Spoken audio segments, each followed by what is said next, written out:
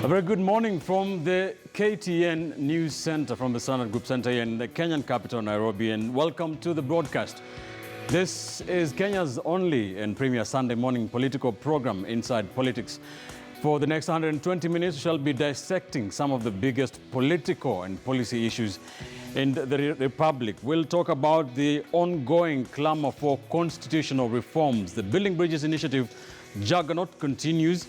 The Building Bridges Initiative Task Force is yet to present the report to President Uhuru Kenyatta and ODM leader Raila Odinga, but that has not stopped the discourse from continuing to take shape.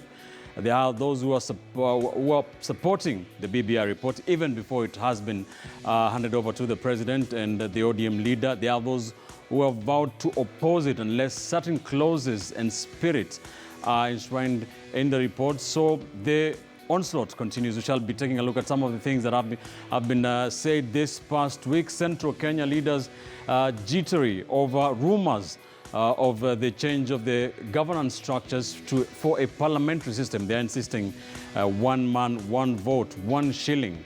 We shall be getting into that. We'll also take a look at the state of the economy. The government has been initiating a raft of austerity measures in a bid to cut what has been referred to as the budget or the recurrent expenditure by 50%. Will it be possible? We'll find out. We'll take a look at what's happening there. Also, Kibra, the by-election is set to take place this coming week. Voters in Kibra go to the polls on the 7th of November in the next few days. So it is the home stretch. Today, there are a couple of big rallies that have been organized as the candidates and their political leaders and parties continue to woo voters. That final push for the votes ahead of the by-election on the 7th of November. We'll take a look at all that, and finally we'll give you a chance to contribute to the public discourse and public debate here. We'll give you the chance to have the final say on what we're discussing this Sunday. Welcome to the broadcast. This is Sunday. This is the Inside Politics. My panel is here with me already. I have with me Dismas Mokua, political risk analyst, shall be giving us his views as always. We have also Mark Bichache, communication strategist. We also have governance expert Hesbon Owila, as well as lawyer and political strategist Kipchumba Karori back on the show. Gentlemen, good morning. Good to have you. All right, let's get into it. Pressure is mounting on Deputy President William Ruto to come clean on the Building Bridges Initiative. Siaya Senator James Orengo has challenged the DP to state in black and white his position on the BBI. Orengo and a host of other leaders were speaking in the county of Siaya. Kenya is going through a very critical stage in our political life. And Raila Odinga and Uhuru Kenyatta have come together to bring peace and a better future for the people of this country. And those who are opposed to what Raila Odinga and Uhuru Kenyatta are doing, they are not offering us an alternative at all. Even on the issue of BBI, what is the alternative? I ask, what are you putting on the table as an alternative?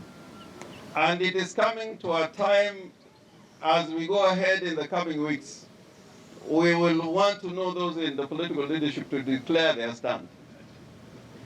I'm even asking the Deputy President Ruto to declare his stand, because you cannot be the assistant of President Uhuru Kenyatta and we don't know your stand in BBI. We don't know your stand in Mau. We are all supporting BBI. Anyone who opposes it is like a person whose wife is pregnant and then you call your wife and tell her, I will not accept that child because the nose is too long. How do you know the length of the nose of the child before it is born? We know it will come and we know it portends good things because we are on both sides. There are two people on the steering wheel now. His Excellency Uhuru Muigai Kenyatta and the Right Honorable Raila Odinga. And we know that on the side of His Excellency, because Raphael Tuju's in that kitchen, he's cooking things. Those things can only be as sweet as mama's food. Hello? So that's one part of the discourse they have been hitting out at the Deputy President William Ruto's allies, who have said they will oppose the BBI report if it does not include a certain clauses or a certain spirit.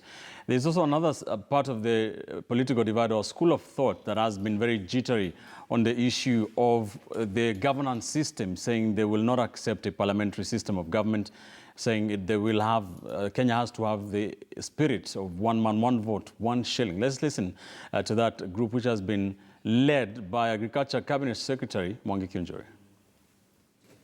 Kama ni katiba tunageuza, ni katiba ya Kenya. Kama ni inclusivity, iwe ni inclusivity kutoka kwa leadership mpaka kwa wananchi wa kawaida. Kama ni inclusivity, tuangalie kila mahali. Kama ni ugawaji pesa, kama ni ugawaji viti ya wakilishi, kama ni mwananchi insecurity yake, kila mtu aangaliwe kwa katiba. Hakuna mtu amesema tusiende kwa katiba. Hakuna mtu amesema hatutaki. Lakini tunataka ni ichunguzwe vizuri kabisa, iwekwe sawa sawa. All right, let's get into it, gentlemen. Bwana Wakili, welcome. How long did you do the marathon? Did you finish the 42 kilometers? No. Due to my calendar this year, I did. Oh, you did not run? I did. Okay. And I did well. I did under 4 minutes per kilometer. Ah, that's good. Are you sure? Yes. All right. Let's get into this. How many sides are coming to the fore in this BBI thing? Even before the report has been released, we are seeing the ODM side very vocal on this. We are seeing a group from Central Kenya who are very vocal on those rumors of a parliamentary system. And there's the Rift Valley side, the leaders who have been very vocal, saying they will oppose this report if it is a job-seeking venture for some group of people. How is the discourse shaping up for you? From where I sit, Ben, and thank you for having me in this show. From where I sit, I think the discourse coming out after the handshake and the BBI, the task force and all those things shows and points to one thing.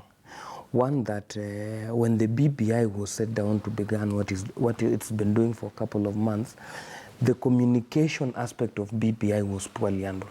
Okay. Because we left BBI only to be communicated by, I will say, opposition politicians and a few people who lost election within Jubilee, which is, it has its own effects.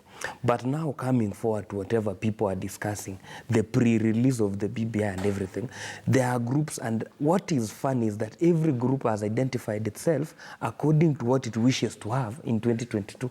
Nobody is having a position according to what we are supposed to have from the document. And then the question I will have asked as a person who, as a lawyer, I will have asked the question, are we treating a sickness that is not there in the first place? Because when you skim through the 9 things that are in the handshake memorandum, you will realize that all of them have been covered by the Constitution. It begs the question, why don't we implement the Constitution? That is my first question as a lawyer. But because law is within a context, and that context here is to be found within our political arena, that now brings us to the issue that as we go towards that, I believe that there is a middle ground that must be achieved. As a person, when you asked me privately, I believe that we should allow, if that time comes, a parliamentary system that goes as close as proportionate it can get. Because I come from one of the marginalized constituencies. Turbo constituency has 118,000 voters and a population of around 300,000 people. But we are put in the same cluster when it comes to resource sharing with Budalangi and Garissa town, which I think is unfair for our people. So, the other thing now... So do you support that? If we go the parliamentary system that is closed, that makes sure that each vote counts, I'll support it. Look at it this way, Ben. Just the last example I'm giving. If we go the parliamentary system now, we will marginalize the majority. In this sense, if you go to Turbo constituency, we have 119 votes. If you go to Budalangi, I think they have around 32,000 votes, which means one vote in Budalangi will be equal to 4 votes in Turbo constituency. Right. For one vote Can that to be count, addressed in any way? yes, it can be addressed by making sure that we go back to what the Constitution said, that at least one constituency must have 1 or 4,000 votes. Just share it that way, so that would we mean go the that number direction. of constituencies will but have to come again, down. what we need to look as, again, as we go towards this discourse, we need to ask ourselves this. As Kenyans, if we are saying we want to fight corruption, cohesion, and all these other things, if today you are traveling in a matatu and people are fighting inside there, you just all those passengers alight and you board a Lamborghini. They will continue fighting even inside the Lamborghini. So what we are asking ourselves, presidential and parliamentary, with all the, what we need to fix our ethos as a society, not the laws. Structure. We have so many laws that help us. I want us to talk about the parliamentary proposal. It is not a proposal because we don't have the report. It has not been released yet. Rumors have been doing the rounds that that could be one of the drastic changes that that we should expect. Is there anything so fundamentally wrong with the parliamentary system of government if it was to be part of that report? Well, I think looking at the global systems that we have, there are places where parliamentarians work so well, like the United States of America. And then you have a place like the UK where the parliamentary system is doing fairly well. And then you ask yourself, what exactly is the US Kenya? Is a presidential system, no? Yes. It's a mix. It's a mix. It's a mix, but predominantly presidential. Yes. And I think our constitution is a hybrid of both the US and the British, with some elements of a bastard kind of a constitution. But, the whole idea of going parliamentary does not necessarily give us a clear roadmap of what you're going to have and how you're going to have it. And I think the conversation should not be a question of whether we go parliamentary or remain presidential as we are. The conversation should be, how do we address the issues that are articulated in the 9 agenda items? And to what extent does going parliamentary address those issues? Because there's a lot of challenges. There is no way we can talk about inclusivity and say we are going parliamentary without addressing the disparities that Kipchumba is talking about. Because there are glaring disparities in terms of population, there are glaring disparities in terms of the resources in each and every county. And unless that is addressed, you cannot talk about a parliamentary system where there is some sort of a tie of election. So you have so many votes in popular constituencies that are collapsed into very few votes when you're electing a prime minister. So in that debate, there are some issues which are real that are being raised. Central Kenya leaders that have been saying this have been saying that a parliamentary system would undermine the strength of their votes. One vote, one man, one vote. And I think that's the debate that they should take further. How will it undermine that idea of one man, one vote? And if it will undermine the idea of one man, one vote, what are the remedial measures that we need to take? You cannot just oppose and say this will undermine us. If the presidential system has disenfranchised certain Kenyans from this region, and we know that there are places that have been privileged, the question should not be a question of what are we taking away from them. The question should be, how then do we ensure that, because there are so many things that come into deciding the demarcations of our constituency. It's not just a question of population. I remember when the interim body that was there before IEBC was very clear. They explained there are issues of population, there are issues of ethnic boundaries, there are issues of resources. And I think that's the conversation that people, leaders from Central, need to be addressing, that if you're going parliamentary, this is the extent to which most of our people will be disenfranchised, because our votes will not translate to the one vote that will be giving the person that will be giving executive powers in Parliament. If those ones are addressed, then we will be talking about the merits and demerits of parliamentary system against the presidential system. And I think that debate will be a lot more constructive than people who are preempting what will happen before we even get the report. Mark Bichachi, can that debate be constructive, the presidential versus parliamentary, or will it all only focus on 2022? The biggest problem with our political class is they are unable to think beyond their noses, and their noses stretch as far as 2022. That's the biggest problem. Because the question that they need to answer, if indeed we are going to address the issue of representation and leadership in this country, and that includes partly inclusivity, because I do not believe creating 5 positions is dealing with inclusivity, but it does deal with the perception of Kenyans, because Kenyans have this perception that if your man is at the helm, then the entire bus called Kenya goes to your village. That's what we think, which is erroneous, because today Gatundu should be Nairobi. You know, it should be the most developed constituency in Kenya, or indeed Baringo should have been the best developed county. But that said, I do not think that the parliamentary system with the constituencies as they are will ever deliver what Kenyans are hoping for, because the constituencies have too many things to consider. It's one thing to consider population, but you also have to consider that if you're going to meet 104,000 people per constituency, in a constituency like Garissa, how big is that constituency going to be? The physical landmass becomes untenable. Therefore, the South African system where you vote for a party list might be the better option. So that now you have political parties that are forced by the censors to give a list that is balanced. So for example, it prescribes what percentage of each tribe should be represented in your party list, ensuring that if you win 44 positions, there are 44 positions and that include every tribe. And that will deal with the issue of parliament and how many members of parliament, because the question here is not how many constituencies. The real Kenyan question is how many representatives does my tribe have?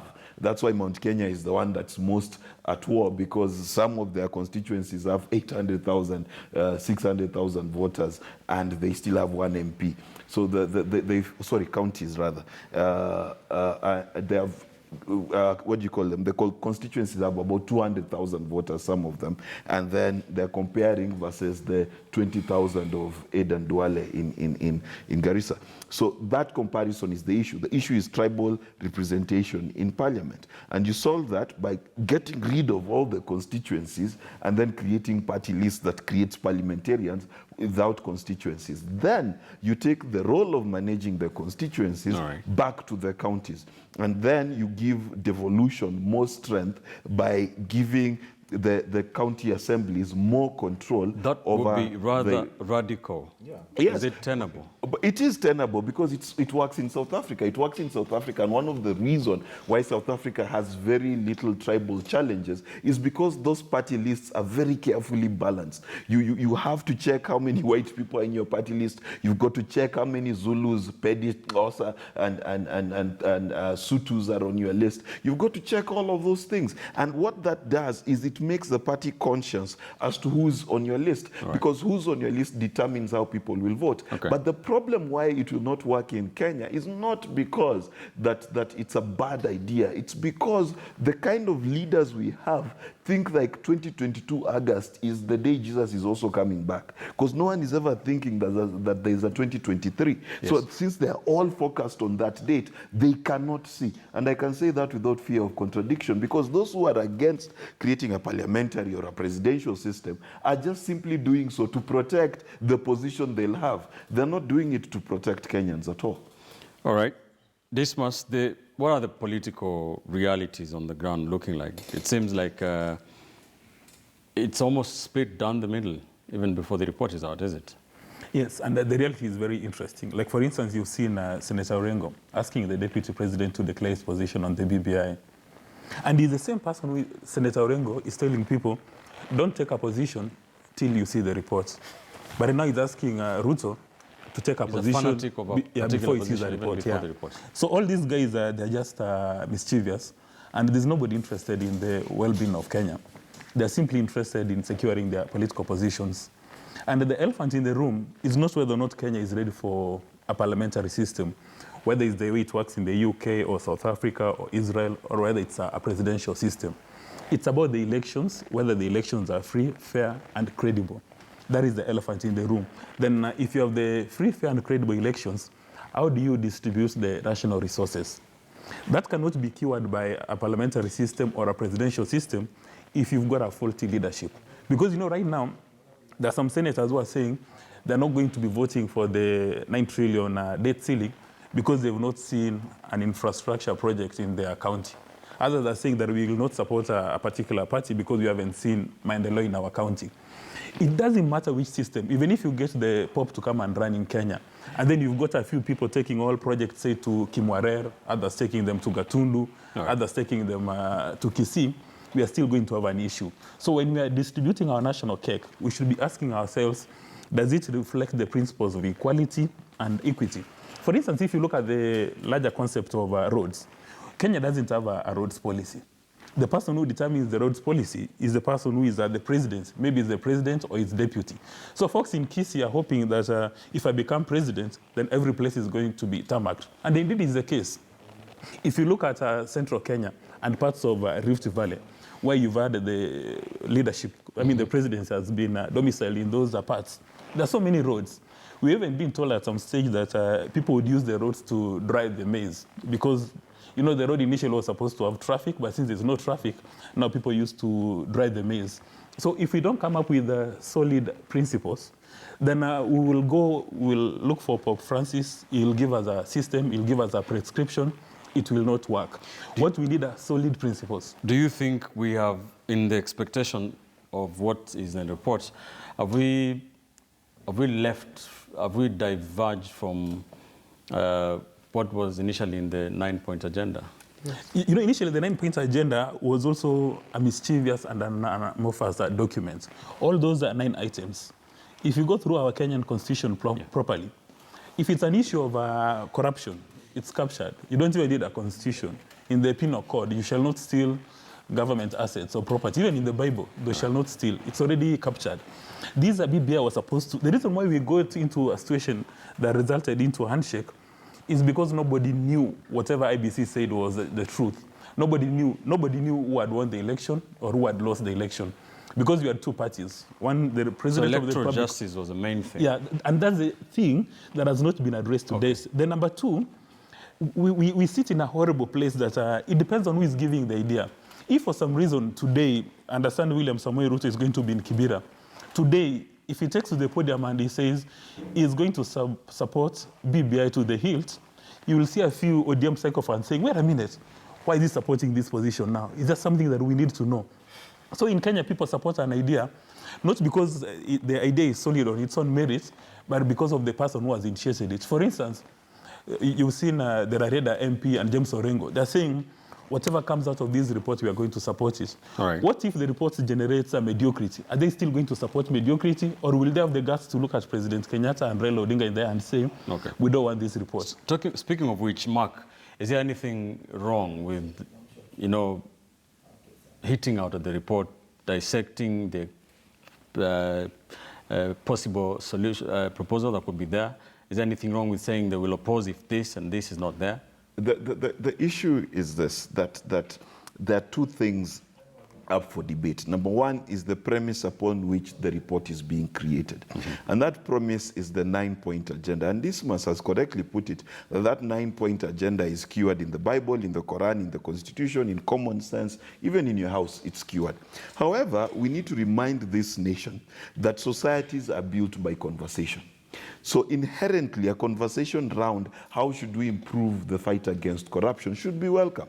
And a conversation round whether we are a country, if we go to the World Cup like the Japanese, will we clean up after ourselves, or will we leave them dirty the way we leave our drainages in Nairobi? Those are important questions to have. So is it important to support dialogue in this country? Yes, it is. However, the problem here that we are facing as a country is we are dissecting a report we've not seen. And those two things need to be separated. The premise of the report. So for example, when you're doing your PhD, you'll write the premise of your PhD. I want to study whether media influences Kenyan behavior. The report is a totally different thing. Once you go do your research and your research comes out to be absolute nonsense, then we can argue about it. Right. So there are two arguments. The first argument of the premise should be totally different from the result of the report, and that's what people mistake. There's nothing wrong with any of the arguments, right? Yeah, yes, because Fundamentally. there's no one who said Okay. that let's not discuss ethos, let's not discuss the National way we do cohesion. elections in this country, Okay. or let's not discuss the way we fight every 5 years. Everyone agrees on that. Okay. So the premise is fine. Ben, maybe just to tell 10 seconds Bichachi only, we're out of that we appreciated a concept known as public participation. And when you look at the concept, it has no end, it has a beginning. When we said we were in BBI, that was the beginning of public participation. It is a public document, the public must engage in it. Okay. This discourse here must continue so that this nation can be aware of what is happening. And then another thing, just to close Of course, it, that's why there we were cannot, 73 sittings. we cannot unite this country through a divisive process. It can never happen. Yeah, but And- guys, you but I didn't say cannot cause the division and then say that it's divisive. You know, you cannot leave your husband, then say he's the one who left you. You know, the fact that these things are in the Constitution, the Bible, the Quran, and all that, basically underscores the need for having, the BBI. But Ben, for the simple all reason that we have So this, but we're we asking still the have same problems. questions we were So asking that 12 months ago. conversation that Yes. BBI is anchoring Okay. is very important. We'll wind this up. The question is, who says that Kenyans are not united? Okay. Actually, Good question. it is from Good where question. you sit Good politically. question. The same Because questions the we have issue been is, asking since when it comes to 12 economy, months ago. Kenyans do not support Raila, Ruto, or Uhuru. They All right. say we are broke as a country. Put that on ice. We'll dissect this a little later and.